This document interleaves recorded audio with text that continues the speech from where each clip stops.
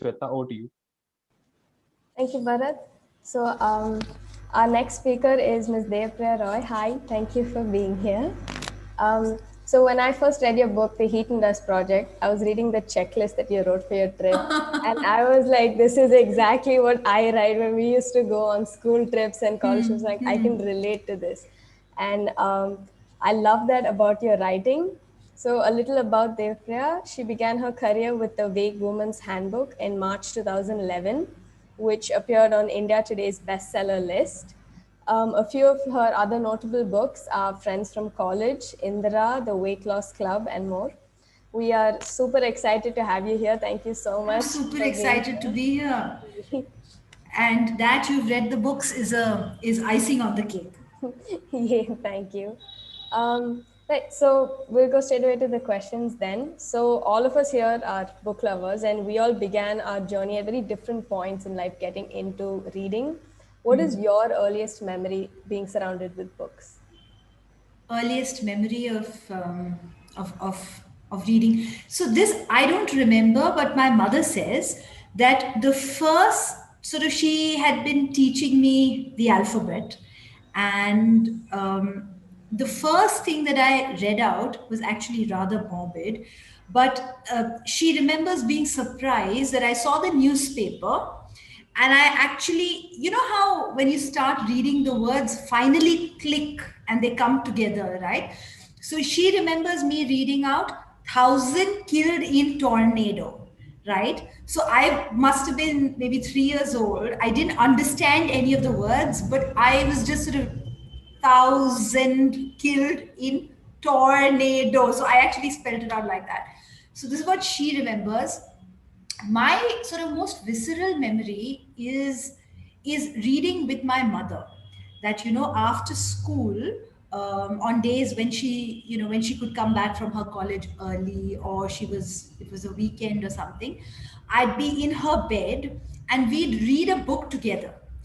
And you know how children's books are, right? There's a lot of illustration and few lines. So we would read one page each. So I wanted to be read to. I didn't want to read myself. So what I would do is in advance, I'd look at the pages and I'd calculate so that which of us should start, so that I got to read only little bits and my mother had to read more, right? So that's a clear memory that I have of looking at this book with one line on it and feeling very victorious that that I had got the little bit to read and she had all, like, a lot of the story to read. That's so cute. This is still Thank you. very, very young. Okay, so for me, I think seeing my library with really like you said, children's books, like for me, Enid Blyton and all, automatically brings in childhood memories for me. So if someone had to ask you about your childhood memory, would books be one of the first things that come to your mind? Oh, absolutely. I am an only child, right? My grandmother was a great reader. So she was this big sort of, example for me. We spent the afternoon reading, after I'd come. So that, that you read, that you waited through the day to be able to, carve some time out to read.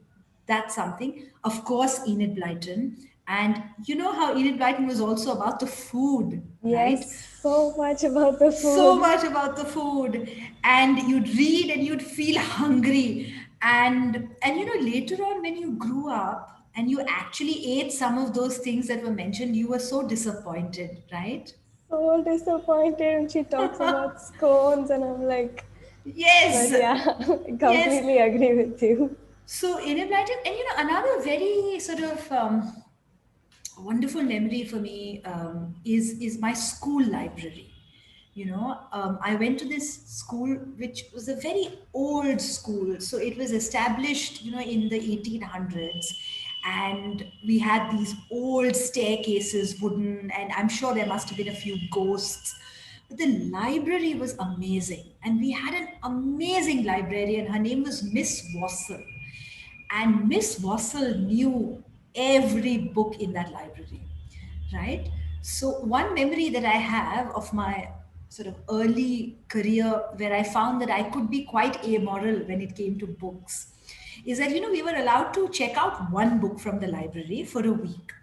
So now I would borrow one and finish it in 2 days or 3 days maximum. What would I do for the rest of the week? And this was a time, I still call it, socialist India, right? Now you have children ordering books on Amazon and all. We couldn't do that. Like, so you read books from the library, you didn't Yeah. buy books all the time. Yeah. So what I did very cleverly is I told one of my classmates who didn't read that, why don't you also borrow a book that I choose in your name, and so I'll have two books to read. Okay, now see, this was a missionary school. It was very moral standards were very high. Okay, all this was definitely crossing the gray line and crossing over to the dark side. So my friend said, okay, fine. I don't know what I bribed her with, maybe I don't know, some candy or some tiffin or whatever. She said, fine, I'll borrow a book and I'll give it to you. So this went on well for a while. I had two books to read instead of one. And then what happened is, I remember library used to be on Wednesday. So Wednesday we had to come back and return our books. Now this friend of mine, she fell sick and she couldn't come. So or no, I fell sick and I couldn't come. And so I had both the books with me. So she promptly went to the librarian and said, I haven't, my book is not here with you today because she didn't bring it. She's been doing this. So the next day, the librarian called me, and she said that, I was expecting this dressing down, right? I was expecting that my mother would be informed and I would be in trouble. So she just called me and said, if you want to read more books, you come and tell me.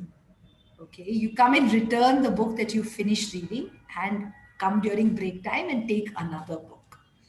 So that was a great kindness for me, and so most of my childhood reading and my reading in my youth was from that library. And it was also, because she was a great librarian, she would also get contemporary books. So I remember when Vikram Seth's An Equal Music was published, I think I must have been in class 10 or 11 then. A copy came, to the library, and I remember reserving it and reading it. That was amazing. Thank you so much. It actually brings back a lot of memories for me also. Did And you yeah, guys also use your school libraries? yes. Yeah. And then I went to the same school and we used to do that too, like reserve books or be like, we need to finish this faster. And yeah. Take more than one book when you're actually allowed to take just Only one. one. Yeah. Yes, right. Of course, later on when I went to JNU, I found that students were much more evil. So one of my friends, she discovered the shawl technique. Delhi is very cold, right? So in winter, we would all be sort of draped in shawls, and you have the JNU image anyway, shawl and jhola and all that. So she would smuggle books out using her shawl and then bring them back also. But yeah, I never did that. Um, okay, so how and when did you start writing for the first time? Uh, so I so the first thing that I actually wrote of my own volition was a letter that I wrote to my mother.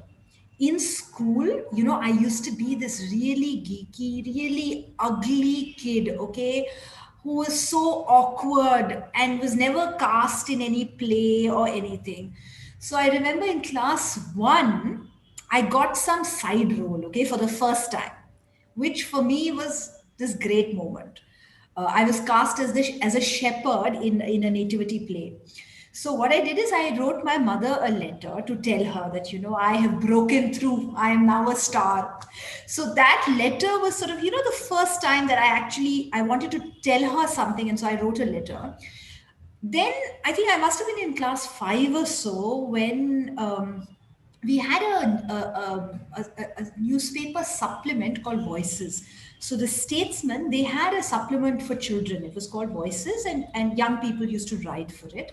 So then I remember writing with a couple of friends, and we had a little writing group. So I started writing stories for them. So that was my first, and I think the first story was this uh, little little story about three friends, and I remember their names because naming your characters was like the big thing. Yeah. You could only write when you came up with these grand names for your characters. So I think they were called Ashna, Abhiruchi, and something else with A. So I felt very great. So that's all I remember about the First, right. yes. Um, okay, so with your books in Heat and Dust, traveling on a budget and that freedom to kind of choose anywhere that you want to go is very like it's very exhilarating. So if you had to relive that bit of it again, would you do anything differently? Would you alter your travel list differently? I'm sure if we did it again, it was so random that I think if we did it a year later, it would have been a completely different trail, right? But would it?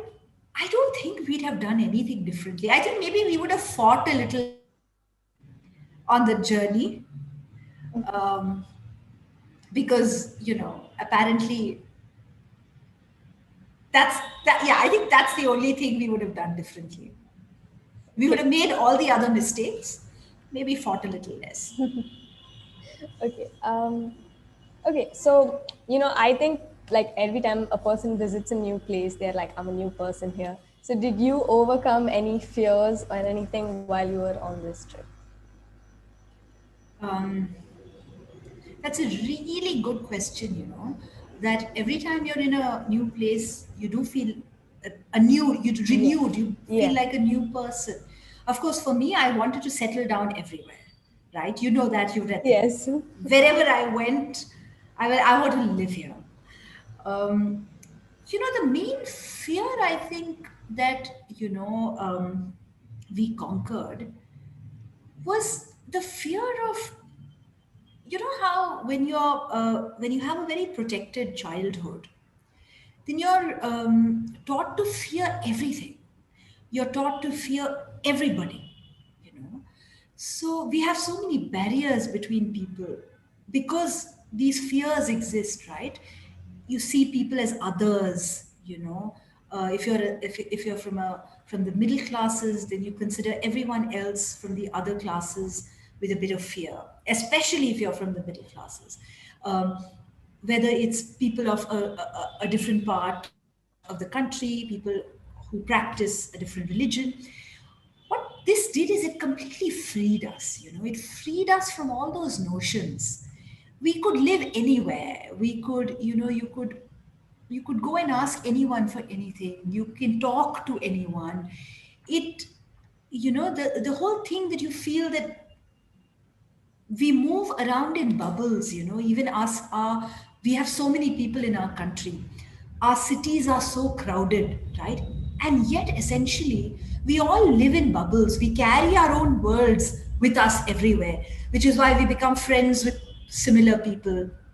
We, even on Twitter, we end up following people who have the same political ideas.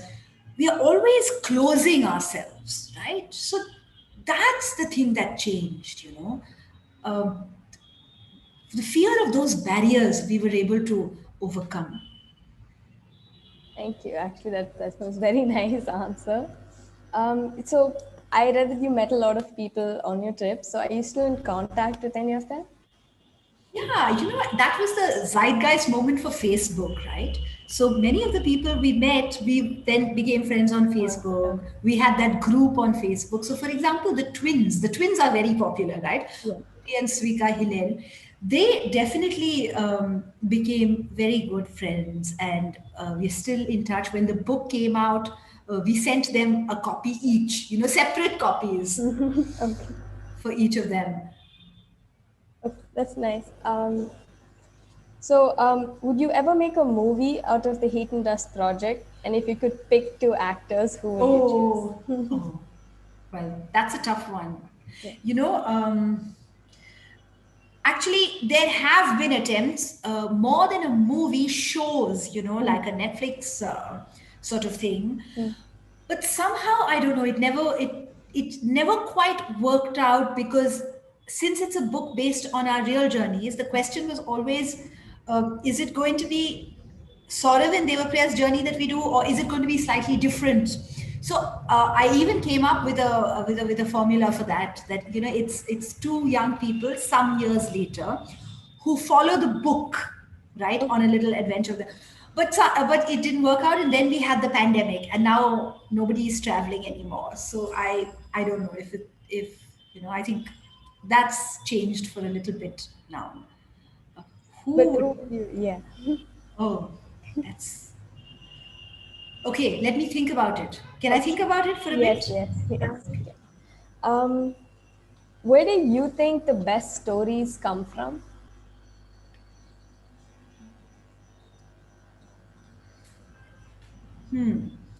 So, you know, the thing is, I mean, I would say that perhaps the best stories come from life, right? That a deep, rich life throws up many, many stories.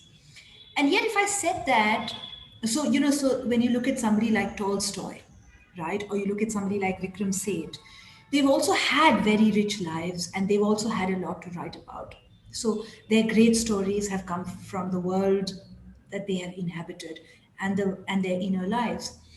But at the same time, that would be wrong, because there are so many great writers who've written incredible stories, but from imagination. So, you know, if you think of somebody like Emily Bronte, who lived in a vicarage all her life, never had an epic love story of her own, and yet wrote probably one of the greatest novels about love.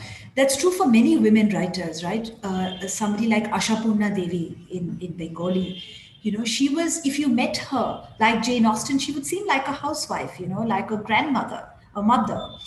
And yet, there are these great stories that came from somewhere. So I think great stories come to writers from different sources, you know. So I would say that both are true. Okay. Um, so, how and where did the idea for your book Friends from College come from? So, you know, I think what happens is every time I write something which is quite, you know, research intensive. So even the Heat and Dust project was travels around India, a very different book. Indira was very deeply researched. It was graphic novel. Then what happens is I want to then, you know, write something to entertain myself, something about Calcutta and so on. So, you know, it's actually the idea of the serial novel that came first. You know, the Telegraph, they wanted to run a serial novel in English. And, you know, serialized novels are very popular in Bengal. They're also very popular in Tamil Nadu, right? In Tamil, in the world of Tamil literature, I'm sure it's still a thing. Yeah, yeah. Popular writers still write serial novels. So when that came, but it had to be something, because, you know, the mood that they gave me is that it'll be serialized on Sunday.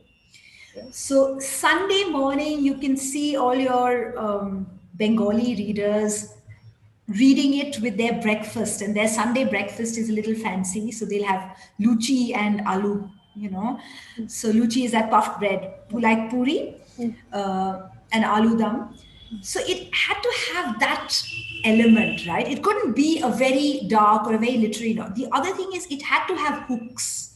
So it had to be something that people of all ages, because the Telegraph is read sort of by people across the board, right?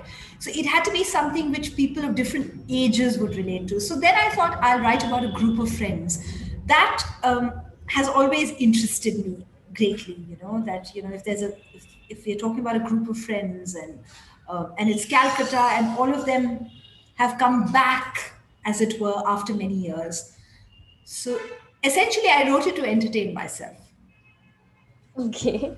And you know, Um, these some of these people were actually inspired by some of my seniors from college, right?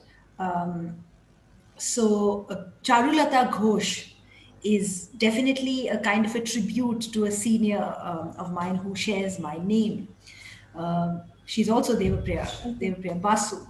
So, yeah, Okay. so very nostalgic for me to do it.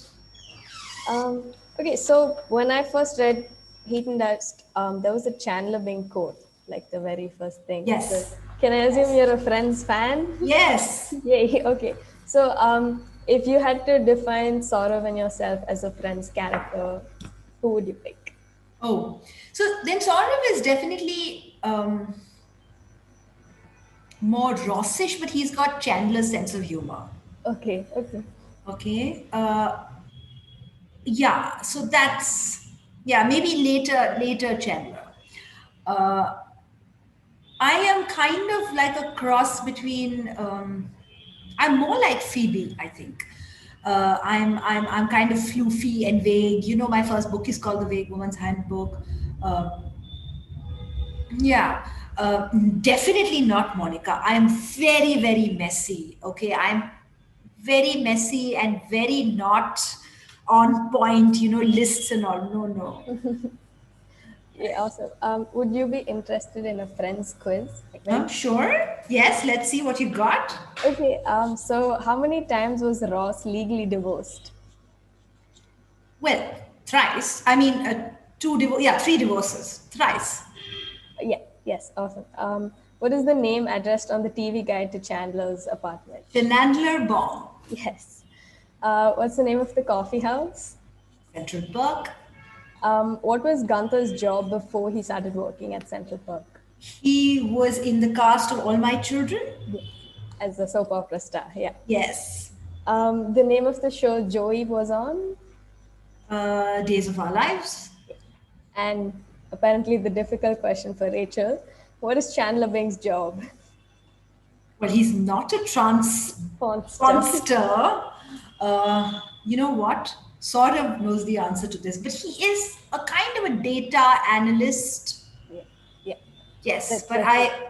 yeah, but it's not exact, right? I know that there's a, It's but then look, I will cheat. I will cheat and say that his later job is as a copywriter. yeah, that's a good thing. Yeah, but he does statistical analysis and data reconfiguration. Yeah, which Monica learns after he quits. Yes, yes. So, would you give me half points for data analyst? No, you get full points. You got all of it right. Yay. So we have a little game for you, kind of to like. So Andrea will do the game. So basically, you have to like give expressions to Okay. it. Should I be scared?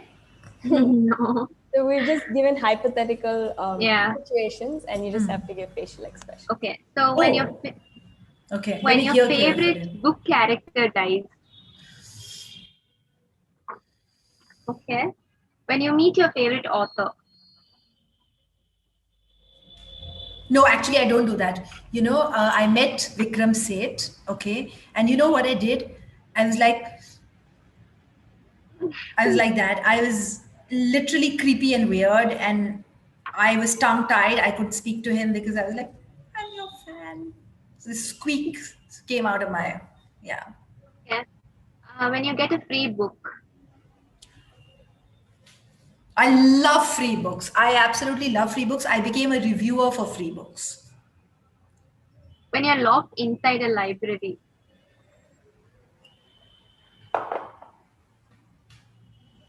I'd when love to some be lost inside a library.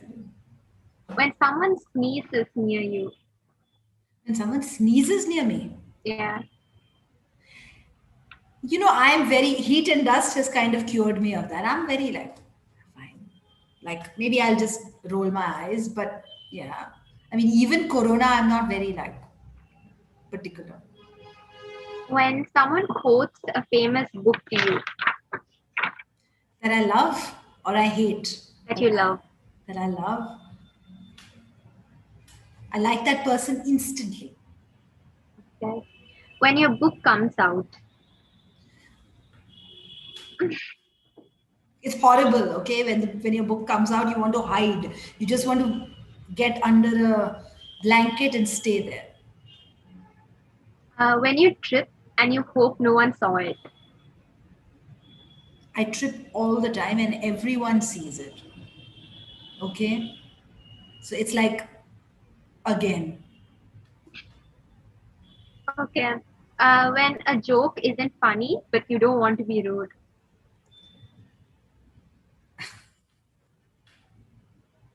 something like that. Okay. When you're inspired to write. Okay. This is tough. It's more like, then I just sort of, you know, I'm just typing away. Okay. Yeah. Yeah, thank you, Andrea. So we have a few questions that the audience had asked us before your session. Did Um, I pass? Did I pass this facial yeah, expression round? Yes. yeah, it was awesome. Um, what, according to you, should a good book convey to the readers? I think a good book conveys a mood, you know, more than a story. I think a story is incidental. It conveys a mood which then brings a world alive for you. So yeah, so a good book conveys um, a mood successfully and a world successfully. Thank you. What is your favorite underappreciated novel? I mean, uh, so many. I'm just trying to think of something that perhaps I read recently. Um, underappreciated novel. Okay, let me just come back to this question. I'm thinking because I'm looking around to see if any of the books that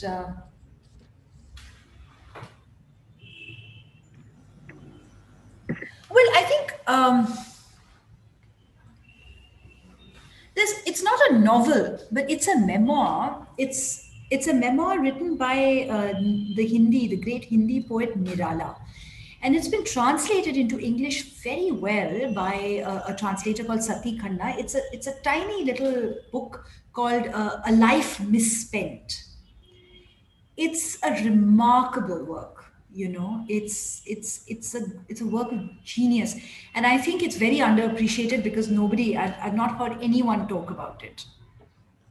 A Life Misspelled. A life misspent. Okay. How do you capture the attention of the readers within the first few minutes of reading a book? How do I when I'm writing it? Yeah. I think the first few minutes are really really difficult, right? I mostly sort of uh, so how I work is, I think the beginning comes to me, and I usually, it's usually a mood and a character who come together, and I write the beginning, and then I take a break for quite a while, and then if I find myself going back again to take the story forward, that means the beginning has worked. But I think all writers do it differently. Last one. What is your writing kryptonite? Oh, wait, what does that mean? So, Like, yeah, like what stops you from writing or distracts you? Netflix? Can I say Netflix? I think Netflix is live kryptonite now. I think I am a very lazy person, and I am a great procrastinator. So I think it's my procrastination which is my kryptonite, really. I think I am going to write, but tomorrow, so overcoming that is the. Um, and yeah, so I'm just going to name a few places and you can just say a one word that comes to your mind. So, Jaipur, Okay. Love. Pushkar, Want to live. Jodhpur, Blue. Somnath. Sea. Yeah, those are the four. Yeah, I think that's about it. Anna, do we have any other questions? from the I audience. love how amazing this was. This was so much fun, Yay. despite all my facial expressions. I'm That was sure I'll be terribly embarrassed when I watch this video. so yeah, we have something for you as well. Okay. Moment. This If is you could. wonderful. Thank you so much. But listen, tell me a little bit about your, your association and how you promote reading. Yeah, so we're actually part of Novel Nation, which is a part of a company called DC Cap. So DC Cap is a tech company, and so ideally to promote reading with them, they started this initiative. So last year we were a part of the Chennai Book Fair, and we set up a stall there, and we had a little free library there. So people could come, take a book, leave a book, and a lot of people found it really fun, and they enjoyed the idea of being able to, choose books and leave books, allowing other people to read what they Yeah, like. yeah. And So that's something that happens on the tourist trail also, yeah, right? yeah, Because people don't want to carry so much, so they leave the books they've read, they take more books, and yeah. there's this book club, throughout India that's happening. Yeah, so we did that here in Chennai, and so that's how it started. And ideally, what we plan to do was set up more little free libraries all over India and kind of build a community of leaders and readers. So that's our more like most important thing. We say readers are leaders, and we kind of want to revolutionize through reading. And there are a lot of people that don't have access to good books, good Absolutely. literature, especially in a Absolutely. lot of rural places in Yes. taking just Tamil Nadu itself. So ideally, it is to collect books from readers in cities, and then we thought of taking that over to the rural places and allowing them an opportunity to have proper libraries, have proper facilities for reading, and yeah, ideally, it's transformation through reading because we believe reading kind of changes everyone Absolutely. thoughts and everything. Absolutely. And if this is a revolution, I can completely throw myself behind. You Yay. um, Let me know if I can help. I'll also try and send you some books. We'll, Yeah, we that sounds good. please do this. Yes, Please yay. revolutionize. Take books everywhere. Yes, awesome. Yes. We have a question. How to approach literary agents, and if you have any websites in particular to mention. So, how publishing works is that when you have either written your complete manuscript, I think it's better when you have actually written your complete manuscript to then start sending it out. Now, if you directly send it out to a publishing house, what happens is it goes into their slush pile, and they do take a lot of time to revert. So it's better that now in India we have some amazing literary agents, right? Um, if you send it out to them, so there's Kanishka Gupta, there's Mita Kapoor, there is now a suitable agency, which is a very sort of very new literary agency. There is. I'm forgetting the names, but you must just basically just look it up. There are lots of articles now that are available about this. You then go to the literary agent's website, right, and check out their submission guidelines. So usually all literary agents will have their own guidelines. So they will ask for a proposal. So you must make sure that you write a very, very strong proposal. And they will probably ask for 3 chapters of the book. So you please follow their sort of instructions to the letter and make your submission. And then within 3 weeks or 4 weeks, if you don't hear from them, then maybe you understand that they've passed on. They don't want to take it up. But if they do take it up, then that makes things very easy for you. Because once a literary agent has taken on your work and they represent it, then they will go to publishers with it. They are obviously much better plugged into the publishing world. They would know which editor would like your book, right? So if let's say you've written a literary thriller, right? So who likes literary thrillers? They'll know that. They'll send it to that specifically to that editor in a publishing house and so on. So it becomes a lot easier for you. So there's a lot of information. So what you should do is read up about it, right? So if you search literary agents in India, I know that there's a very good scroll article which basically explains to you how this works. So go look that up, and literary agents, look up their interviews. There must be on YouTube, and there must be other sort of published interviews. Read those, you'll understand a lot. And of course, as one literary agent told me, is that when you write to them, if also go through their website properly, see who else they've published.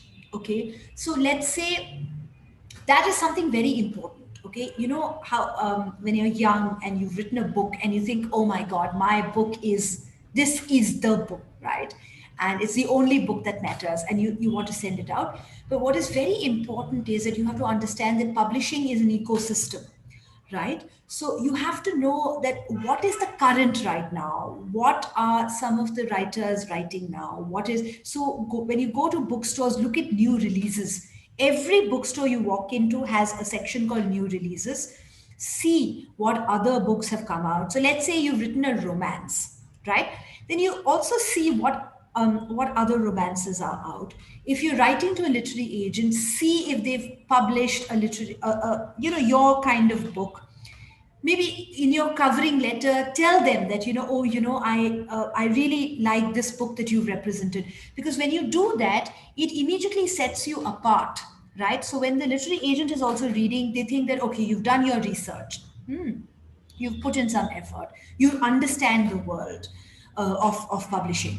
So make an effort, right? Look, if you're sending it to a literary agent, read their website properly, see what else they've done, what kind of books they are excited about, and choose that way. All the best. It's very difficult to be a young writer in search of a publisher, so all the best. Thank you. So I think, yeah, that's about it with the questions. Also, thank you so much for being here. We had so much fun during this session. I had so much fun. Thank Thank you so much. Thank you, Bharat, Shweta, and Anjaya. Uh, I wish you all power. Please revolutionize reading. Take books everywhere. You are the hope. Otherwise, writers like us will go out of business. Thank you Okay. so much. Thank you so Bye. much. Bye. Thank you. Bharat, you can announce the vote of thanks as well as the giveaway winners. Yep. Yeah. Thank you, Shweta. Yeah. So we are giving away two books written by Devapriya Roy. So one is Heat and Dust Project. Another one is Friends from College. So the winner for Heat and Dust is @Bookish Corner. So congratulations @Bookish Corner. So we'll be contacting you via Instagram. And the winner for Friends from College is, I hope I'm not butchering your name. Okay. It's ALZXOXO. So I'll just pronounce it ALIZEYXOXO. So congratulations to both of you. So yeah, and the vote of thanks. Okay. So as someone has rightly said, okay, go when we are still here. So I think so this event has done that for me. At least I hope it has done for everyone. And it's always important to know when something's end. So closing circles, shutting doors, finishing chapters, and so was this event. So firstly, I would wholeheartedly thank all the audience for tuning in on a weekend. I know it's very difficult on a Saturday evening to come and sit for more than 3 hours. So thank you very much. And I also like to thank our speakers who willingly accepted to come to our platform and to speak. So thank you very much. And lastly, I would also like to thank our volunteers, ourselves for organizing it. So thank you, Shweta and Andrea and others who have helped us. So yeah, so thank you everyone for joining in. So stay safe, take care, and I hope you have a great day ahead. Thank you.